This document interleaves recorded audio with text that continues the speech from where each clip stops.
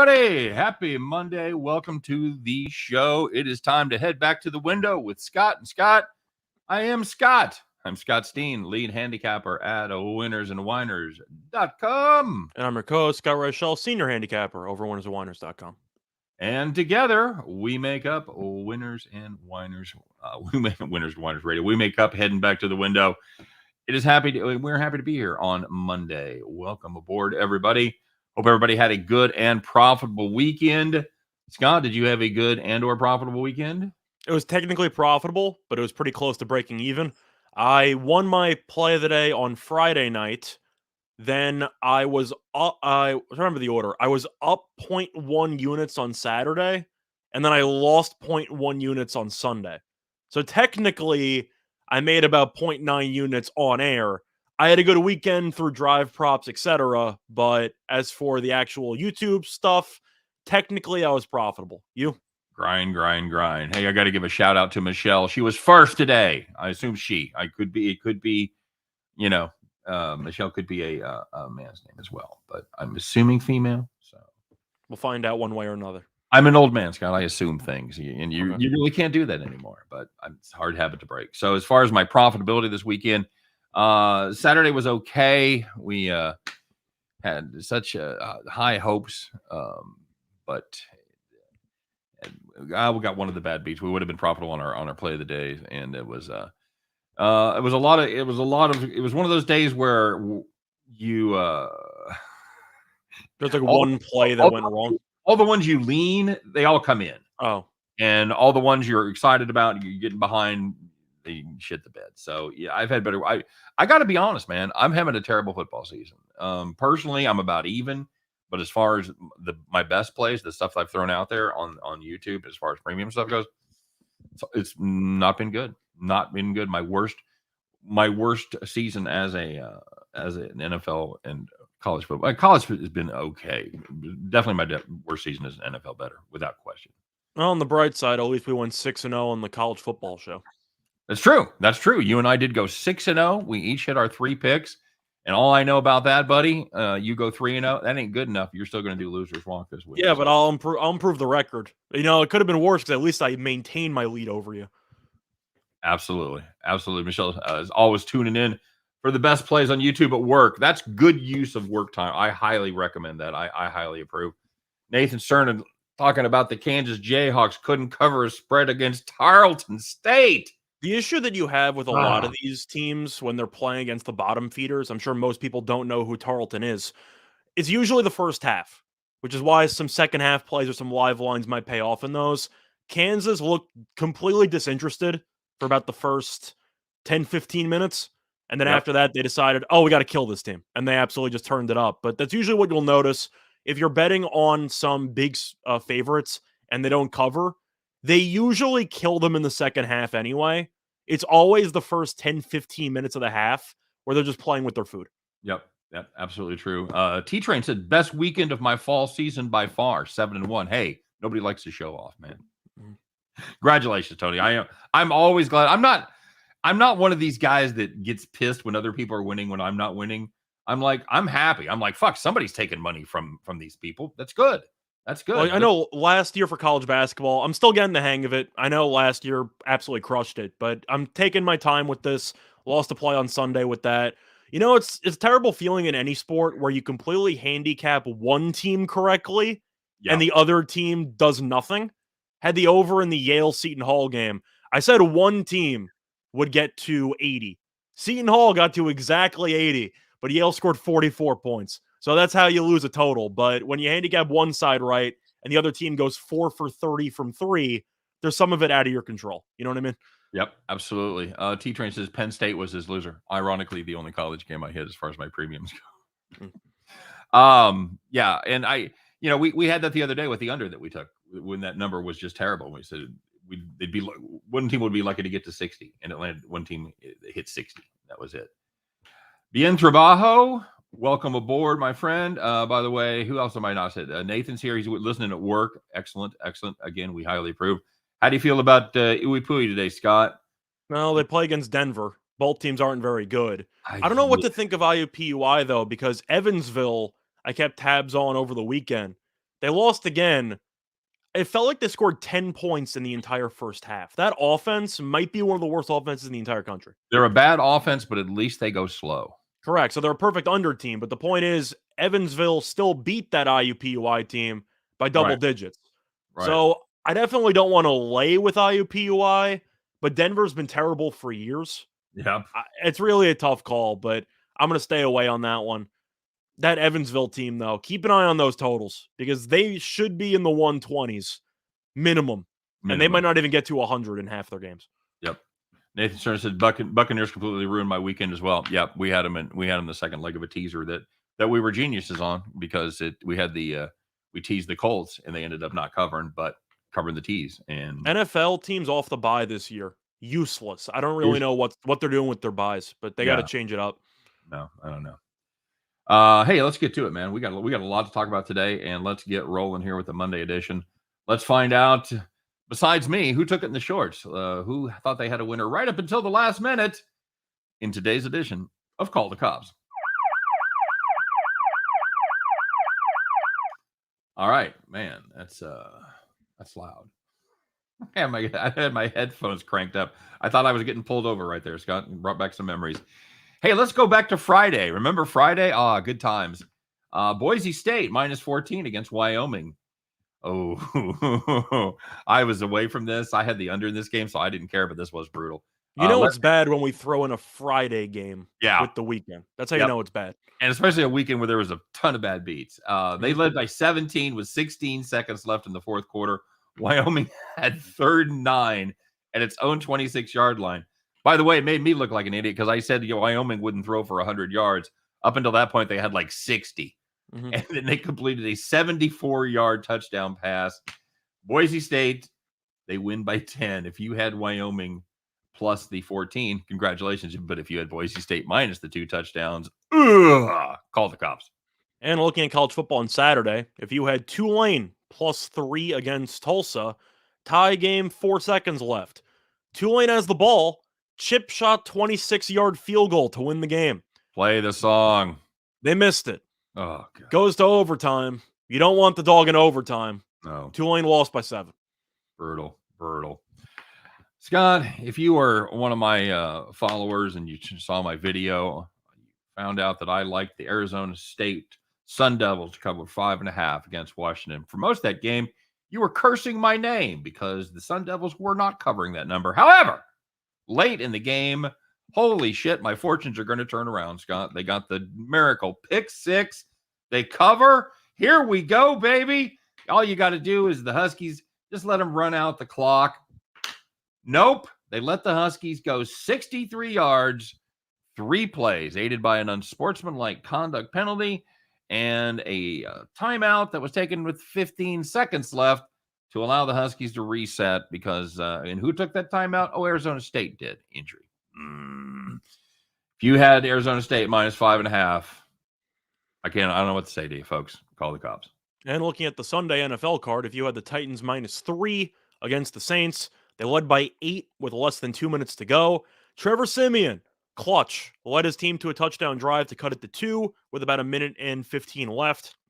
Then it's the rare situation where you have the Titans, but you're rooting for the 2-point conversion because you want overtime. The Saints scored the touchdown, missed the 2-point conversion. Titans won by 2. And that was my best play on the video that we did on Saturday. So good NFL. I had Bills first quarter, so that was a fun time. And finally, if you had Panthers Cardinals over 44.5, they had 2 turnovers plus 2 turnovers on downs inside the opponent's 42-yard line.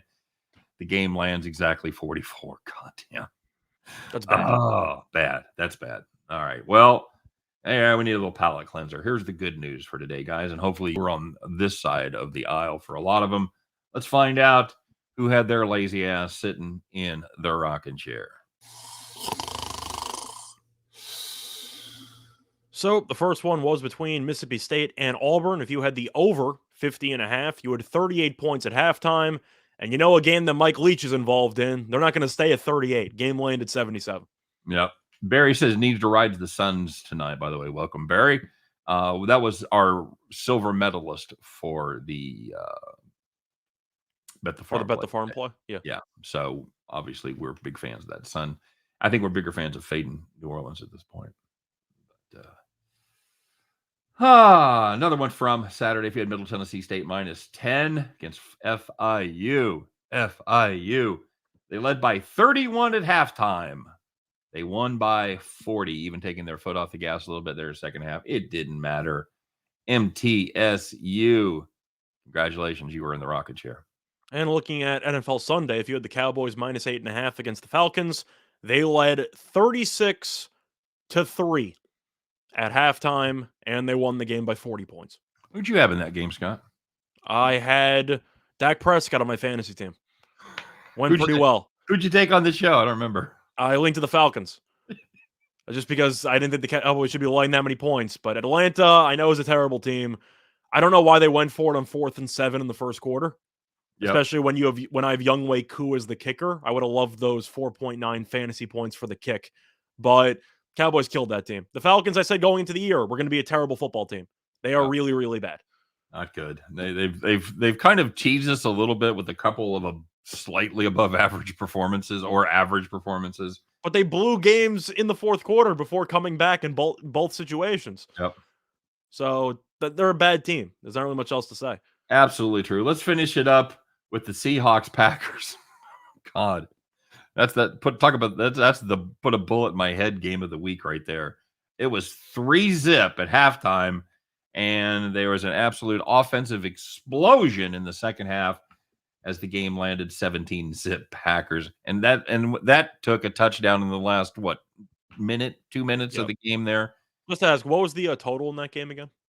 49, Scott. 49. They were looking not that close. No, not that close at all. So there you have it. I hope you guys were, like I said, on the right side of this. What are we thinking about the Monday Night Football game? You know we're going to get to it, Brandon. Come on now. We can't give away all of our thunder and lose everybody right at the beginning, but we definitely will be. We'll be talking about that. Brandon took -3.5 and -5 first quarter. No, you're a big fan of the first quarter. No, minus a half first quarter. What did I say? -5? Yeah. -0.5. Yeah. That'd be, man, you're a hell of a first quarter team if you're 3.5 and -5 in the first quarter. Mm-hmm. I took the Chiefs first quarter last night, even though I liked the Raiders there. The Chiefs have been very good at their scripted plays. Well, we're going to have to talk about that game, but I don't know if you want to do it now or later. We'll do it now. Screw it. Are they back? Because on the NFL show, even though you can roast me for liking the Falcons plus the points, I took the Chiefs and the over. And I know that you did not like the Chiefs in that spot because you didn't trust them. Well, I like the over, but I didn't.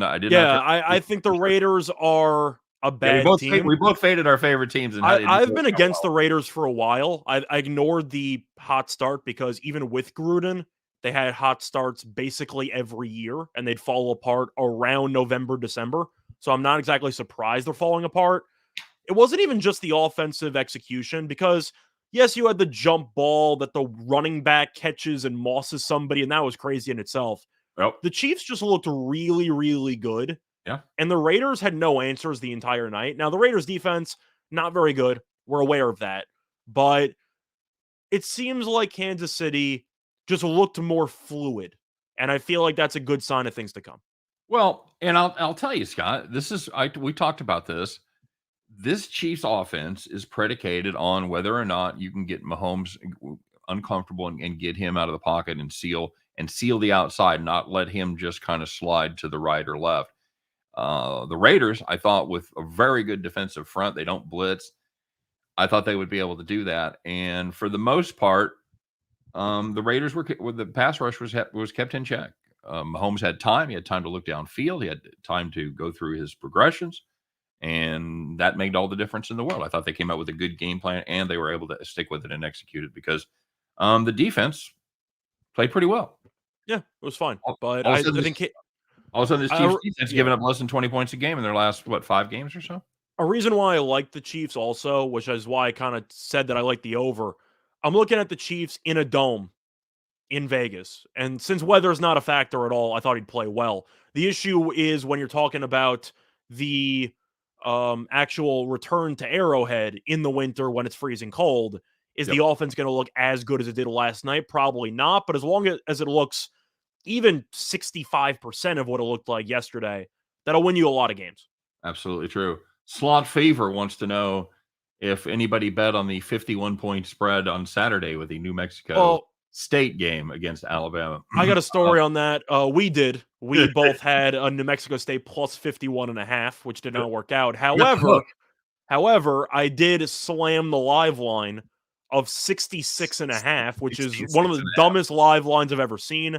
I absolutely hammered it, and Saban took his foot off the gas because why wouldn't you take your foot off the gas against New Well, Mexico you State? knew we were fucked when it was the fourth quarter. They had 4th and 3 at the 42. Yeah. They punted. They Yeah, punted. they they're punted. they're down 50. They're down 55 or whatever. They're down 51 at that point. I don't even remember. Well, the issue is that Alabama brought in the third string quarterback. The second string quarterback, Tyson, did absolutely nothing. And I Right? was hoping he'd finish out the game. They brought in another guy who looked like Michael Vick out there and was just running freely for 15 yards every single time. Yep. So, You're right. We got to do this, Scott. We have to address this. by the way, Nathan, answer your NBA questions. We'll get through the segments first, and then we'll get into the NBA after. Go throw one out. Throw one out because we Okay, always cool. say that and then we always run out of time. So throw one Fair out. enough. Well, Nathan wants to know my thoughts on the Pacers and the Knicks game. I despise the Pacers ever since they burned me losing to the Nuggets with no Jokic and no Michael Porter Jr. But they've actually played well since then, just to be, I don't know, even more annoying. But the Knicks are 7-6. The issue with the team is defensively, the Knicks have looked awful. And last year, we know that they were arguably the best defensive team in the league. They were up there. Now, they really don't get many stops, which is extremely either surprising or expected, depending on who you ask, because of the 3-point numbers for opponents last year. Scott, I'll tell you about it. Other teams have missed a bunch of wide open threes against them last year, like an abnormally high amount of missed threes that were uncontested. So now this year, they had like the third most wide open looks allowed, and they were the stingiest as far as giving up points on wide open looks. So you're expecting some regression there. Right. You were expecting the defense to look worse because you'd see more open threes. They would still make shots, whatever. I can't take the Knicks. I can't. The issue that I have is besides the defense, if you're going to be relying on RJ Barrett to be a key piece of this team, if you've watched RJ Barrett over the last week and a half or so, he's been awful. And he's one of the Knicks' best players who takes a decent amount of shots. I know Randall's a very good player. I think he should shoot more. Kemba and Derrick Rose seem to alternate good games and bad games with each other. But I'm going to go with Indiana. I think they have enough offense to keep the game close. Brogdon's healthy for once, which is nice. LeVert's healthy for once, which is nice. Still got Sabonis, still got Turner. I don't want to lay that with the Knicks. I'll take the Pacers with the points. You? Yeah, I'm the same with you. This Knicks team, they were very good for us last year, and they made us a lot of money. I just don't know what their identity is because last year they were known as being a Thibodeau aggressive defensive team. Yep. And this year they're a bottom 10 defense in the league. So I don't know what their identity even is at this point. Yeah, it's got to be. Yeah, last year it was Knicks and under, man. Yeah. That was it. All right, we got to do this, Scott, as we find out not who pissed us off this weekend, but who disappointed us. And I got to tell you, I was on the wrong side of this. And by the time that wasn't going to happen, I was so rooting for this team. I'm not mad. I'm just disappointed. Okay, so full disclosure, I had the Texas Longhorns here to bounce back. Yes, they'd had 3 games in a row with double-digit leads that they'd blown. But I figured this was an absolute get-right spot as they returned home to Austin to face one of the worst teams in the nation as far as FBS schools go, the KU Jayhawks. Laying 31, don't care. That's an I remember liking Kansas on the show. Yeah. For no reason at all besides I don't trust Texas to win by margin. Yeah, and that's absolutely right. And that's exactly what happened is Kansas got out to an early lead, and they had about 3 or 4 opportunities to completely fold up their tent, and they didn't do it, Scott. This team hung tight. Well, they did. They just rallied in overtime and won. Well, but I mean, they kept coming back. They had big conversions. They were able to get the drive when they had it. I'm just saying they were up 21 at the half. The game went to overtime, so they did fold a little bit, but they held it together at the last. Dude, it's KU. You don't need encouragement. I'm not going to criticize them in the middle of a win. I'm just saying it did get dicey there. Yeah. Okay. They hadn't won a road game since 2008 in conference play at KU. So it was a big deal, and it was an incredible. It was a great game if you guys watched it, and they did what you're supposed to do in overtime. Scott, Texas scored the touchdown. They kicked the extra point. KU comes back. Can we talk about that call for a minute? They gave him the ball at the 12.5-yard line instead of the 25. You mean the unsportsmanlike conduct penalty on Yep. the Texas player after he scored the touchdown? Yep, absolutely. I didn't know that existed, by the way. I knew that, of course, you have unsportsmanlike conduct penalties happen all the time. I wasn't sure if you can enforce that from the 25 on the following drive or not. I was not sure if that was allowed or not. No, I thought it was going to be on the try. I thought it was on the try, and they'd move it half the distance, or they'd move it 15 back yards, and force right. Dicker the kicker to kick it from there. But no, that didn't happen. Yep. Barry said he took Kansas live 23.5. Yeah, I got a pretty good number there as well on KU. Unfortunately for I me, missed plus 550 money line. That you could have had that when KU was up 14. Unfortunately for me, I live bet Texas in the fourth quarter plus 220. And I actually felt decent about it, especially when they got the ball back. They got to overtime. So I took it when they were down. I think it was either 14 or they were just down 7 with like 3 to go. I got it at plus 210 because you kind of have to. It's one of those I'll believe Kansas wins when I see it type of approaches. Sure. And then I see Texas score a touchdown in overtime, and I'm like, no matter if I win or lose, I'm winning in overtime. Like, that's a great bet for value. And then it didn't matter anyway. I knew the exact play Kansas was going to run for the 2-point try. I knew Daniels was going to escape the pocket and chuck the ball up. You knew it was going to happen, and yet there was nobody covering the guy, and he caught it. Very good. Crash headed to work. Thanks for stopping by, buddy. Got to go make that cheddar. I get it. How many yards of penalty when 5 yards on encroachment? Yes. Yep. That's it. Okay. All right. Let's do this real quick. We're kind of course, we're in stunning fashion. We're running behind, but we do have to talk about this, Scott. There was some drinking going on today, or over the weekend, as far as the odds makers go. Let's find out who was drunk.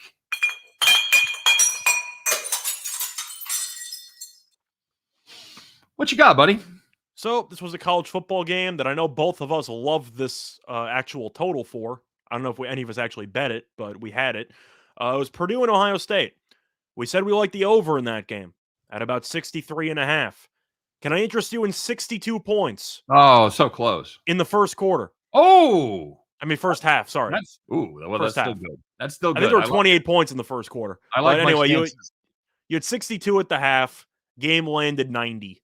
So, yeah, game flew over the total there. No defense at all like I thought. I thought both teams would throw it around the parking lot. They did, and the game flew over. Yep.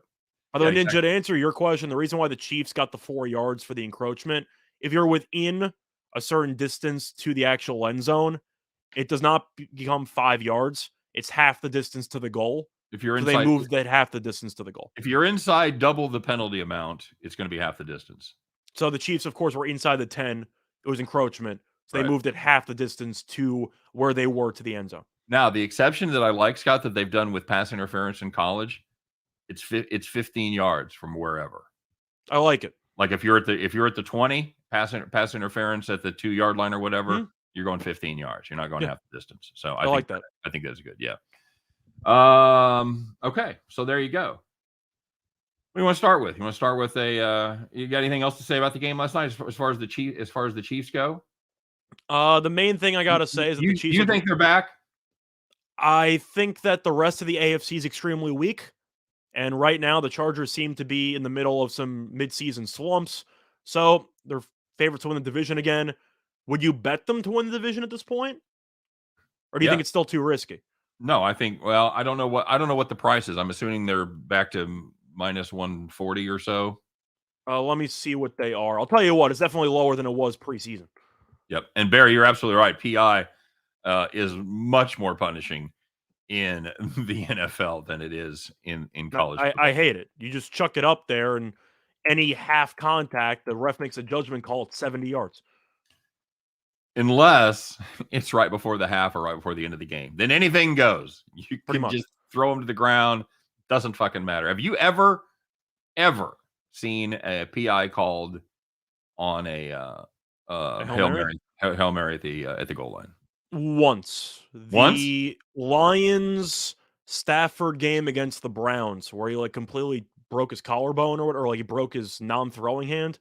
He Right? chucked it up and they called PI, and then he threw a touchdown pass basically with one arm in that game. I think that was like 2009, but it's the Stafford Hail Mary game against the Browns. That's the only one I remember. Okay. All right. I do remember that now that you say it. Eric Catherine in the house. Welcome aboard, buddy. Good to see you. Good to see you back. By the way, Chiefs to win the division, minus 115 on DraftKings. What did I say? Minus 140? Yeah. That's Okay. I think that's a hell of a price at I 115. do too.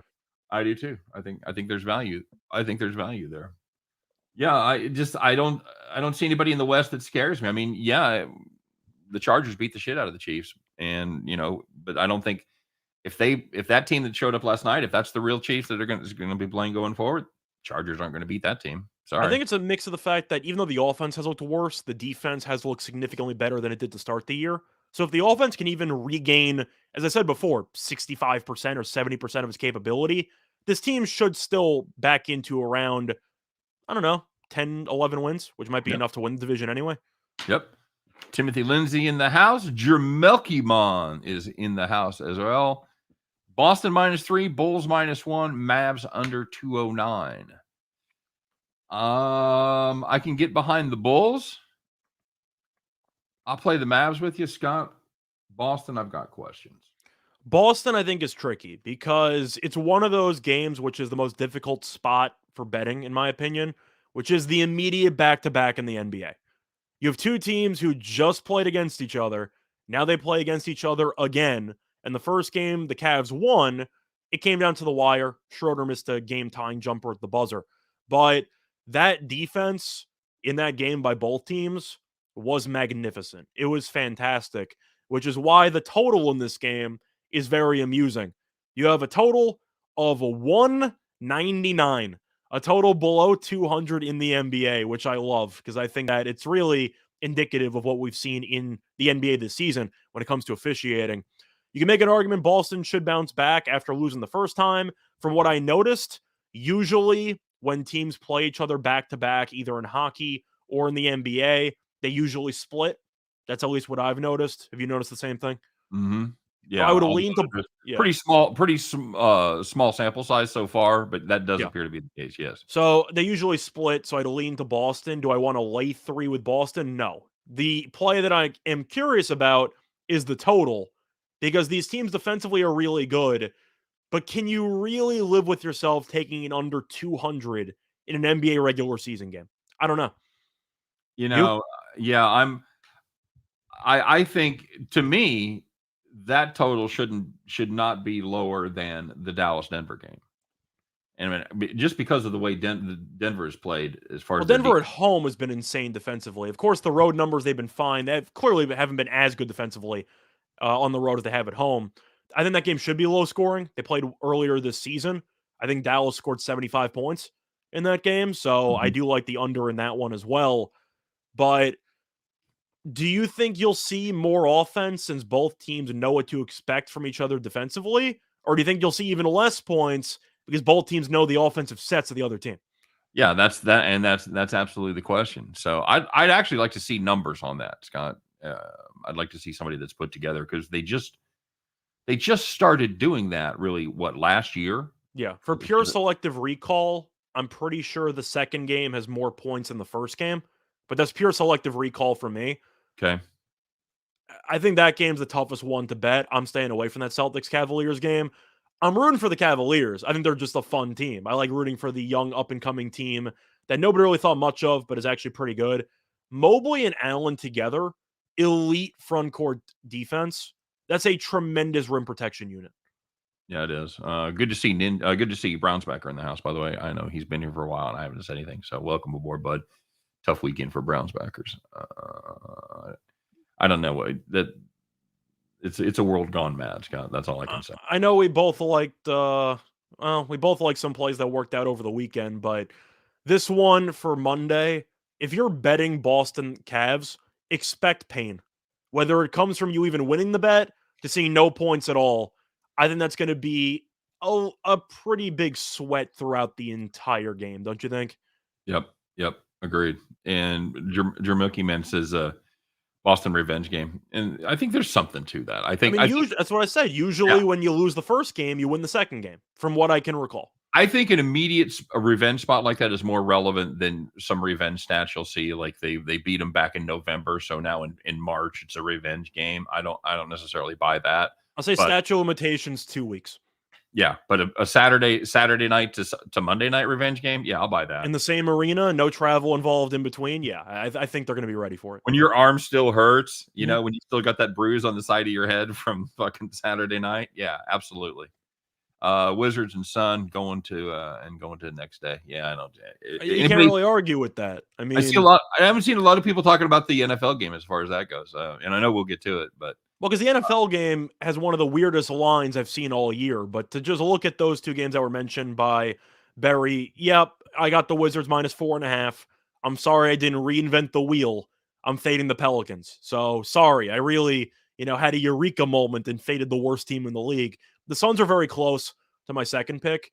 However, I do find the line movement in that game kind of fascinating, where Minnesota's been so bad at home, and Phoenix has been rolling. I mean, they've won 8 in a row, I think. I think it's 8 in a row at this point.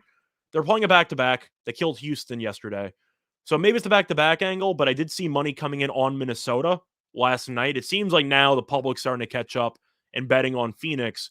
Because of the back-to-back angle, decided to skip it. I went with the Wizards, but I'd be out of my mind to like Minnesota in that spot, right? I mean, I don't think Minnesota's a good basketball team. No, I think that's exactly the problem. They can't score, Scott. They're averaging less than 105 points a game.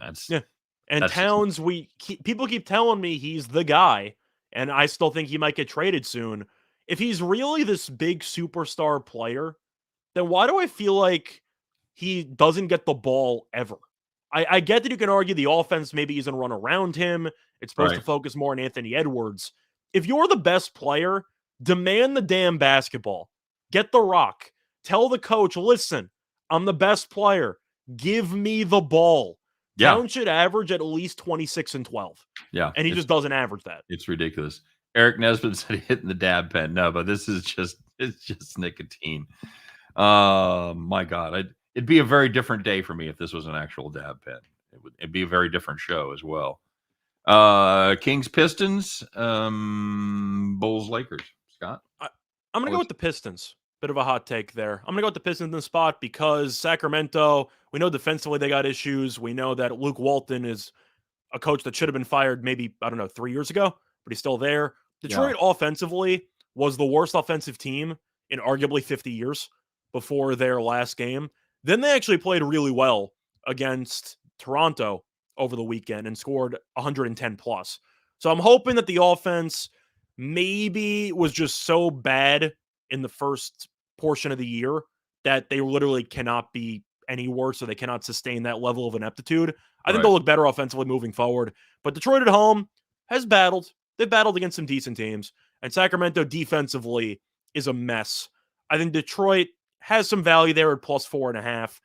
The only thing I'll tell you is if you want to put a sprinkle on it, I don't hate it. There's no way in hell I'm betting the Kings -4.5 traveling to Detroit. I can't do that. Very nice. Yeah, I see. For me, we just saw this movie in Oklahoma City on Saturday as the Kings were 4.5 point favorites, went in and shit the bed and lost by 2. I think you've got a lot of similarities between that OKC team and this Detroit team. I think if you like the Kings, take the first half. You cannot back Luke Walton late in games. You just can't do it. You're just going to punt the game. If you're going to hate yourself if you take the Kings on the road to cover a number and they don't get home, and you're going to like, well, how could I ever see that coming? Well, I know the Pistons stink, but I am aware that offensively, maybe they figured out a thing or two over the weekend, because against Toronto, they actually looked like a real NBA team for once. For me, Kings have failed to cover 4 straight. Pistons have covered 3 or 4. I like writing trends early in the season in the NBA, and I think that's a good one for right now. I'll take the points. Sure. Yeah, all day. What was the other one? The other one was Bulls Lakers. I can't back the Lakers, man. I can't do it. The Lakers have played a little bit better lately, or you think they might have turned a corner, and then they lose by what felt like 90 to Minnesota, and they won the game after against, the Lakers aren't good. And I know the Bulls are missing Vucevic. They should get killed on the boards. If you want a prop bet, look for something involving Anthony Davis rebounds because he might go for about 17 tonight. Yeah. But I like this Bulls team. I think they're good. You look at who they have. Levine and DeRozan have been great this year, and they've worked out well together. And you're looking at some of the role guys. Caruso has been unbelievable, especially defensively. He's leading the league in steals, and he comes off the bench. He's really provided a solid defensive identity for that team. And I do think the Bulls, even though they're missing Vucevic, and as I said before, the rebounding numbers should be hideous. I think the Lakers will kill them on the glass. I do think the actual ball pressure from Chicago will make life difficult for the Lakers. I like the Lakers team total under here. I think the Bulls defense shows up. Okay. Let's talk a little college, Scott. Talk me out of Illinois -8 against Marquette. I don't think Marquette's very good. The argument that you would have is, of course, Kofi not being there because he's still suspended. So you're a little bit shorthanded. So if you're going to pick Illinois, remember Coburn's not there. So just keep that in mind. But they look good in the opener anyway. I really don't like this Marquette team. I know Shaka Smart's there now, and he's going to provide his own identity. They're going to end up pressing a little bit. They'll throw some different looks at the actual guards for Illinois. But Smart took the job, what felt like at the last minute. His recruits clearly, I don't think, are there yet. It might take a year or two. I don't like Marquette. I don't think they're very good. No, they're a team that's still struggling to find an identity. They struggled last time out against New Hampshire. They end up winning by 5. This Illinois team, even without Coburn, like I said, they did what they're supposed to start the season. They've rolled through non-con, and that's fine. But I think they're a step above. I don't getting them at less than double digits in this game. I think is a great spot. They lost to Sunwoo, of course, from the draft last year, but they had several good guards who came back. They're still a talented team. They're a reload instead of rebuild team. Yeah. No question about it. Anything else in the college set before we get to the farm? Well, looking at college, I didn't really see much that jumped off the page. People might blindly be interested in Citadel Presbyterian. I'll remind everybody that Presbyterian allows more points in football than they do in basketball. So it's not a slam dunk overplay. It does not carry over to basketball with the defense. Presbyterian actually plays slow. So don't expect them to shoot at 2 seconds into a shot clock. All right, very good. I think Buffalo's got some value, though. By the way, congratulations to everybody that tailed us on Marist against Presbyterian and/or the over. It was the gift that kept on giving all season long. A little something from Scott and I to you guys. I hope you enjoyed it, and I hope you made some money with it because it went 7-1 on the season. Yeah, we lost one time. We won every other game, but that was definitely a Hall of Famer. Compared to everything else, I have to be tempted by UCLA. -26.5 against Long Beach State. Okay. They got taken to overtime against Idaho. You trailed by 12 with 7 to go against Idaho. Now you face off against the number 2 team in the country on the road. I got to assume UCLA buries this team, right? I would certainly think so. That's the way it would. I mean, it's almost an okie doke to me, Scott. It looks almost too good. Well, I don't know about an okie doke. It depends if UCLA has a letdown after the Villanova overtime game. I don't see it. They won that game. They're a very solid overall team. Offensively, they didn't look great against Villanova. I do think Cronin's going to get his guys going for this one, especially on the offensive end. Long Beach State couldn't stop Idaho from scoring, so I think you're going to have some problems. We'll do one more. We had a question about Navy and Louisville. Louisville laying 16.5. I don't know, man. This Navy team is just never going to be able to score a ton of points. They did a nice job against Virginia. So was that their game of the year, Scott, or do they have another one in them there at Reunion Arena? Right? What do you think? Oh no, they play in the Yum Center, don't they? Well, what scared me is I think they've already had their letdown because they lose by 20 to Virginia Tech. Louisville, bad loss to Furman, dude. So you've got a couple of psycho teams here. They struggled with Southern. To me, even though Navy had that letdown last time at home against Vatech, I've got to take the points. I can't lay that number with Louisville. I can't lay a number with Louisville. I can't do it. Now Furman has been a team that's been a little bit sneaky offensively over the last couple of years, where they occasionally sneak up on somebody. Right. But Louisville, for the last couple of years, pretty much ever since Pitino left, of course, they made the hire. They got the Xavier coach, and they're supposed to be good. What have they done in the last 2-3 years? Yeah. No. They haven't done anything. No, they haven't. Feels like they have the same amount of tournament appearances as Rick Pitino at Iona. They haven't done anything. Very good. All right, so let's do it, buddy. It's time. Yeah, we'll just kind of roll that all into one. As you and I have put our heads together, we have come up with our favorite play of the day. It is time to put all those chips in the middle, guys. It's the one we love the best. Climb on your John Deere and fire that bad boy up, because it's time to bet the farm.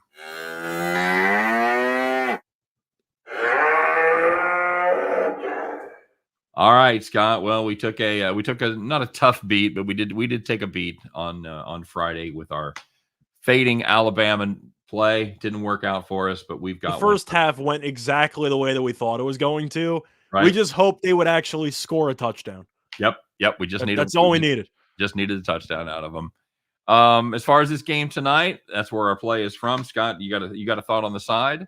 For this one, it's the most obvious public okie doke of all time. Yep. How do you not take the Rams? The Niners are a bad football team. Yep. I don't really know what more there is to add. And you can make an argument. Coaching. I think McVay's a great coach. Shanahan, a lot of people want fired. So I don't know if Shanahan's a good coach or not. Whatever camp you're in, I think we would agree McVay's the better football coach. I don't think that's a hot take at all. The Niners are injured. The Rams are the better quarterback. The Rams are the better defense. I don't know what the Niners do better. And they're also 0-for at home. So home field advantage doesn't even matter because they can't win a home game. Right.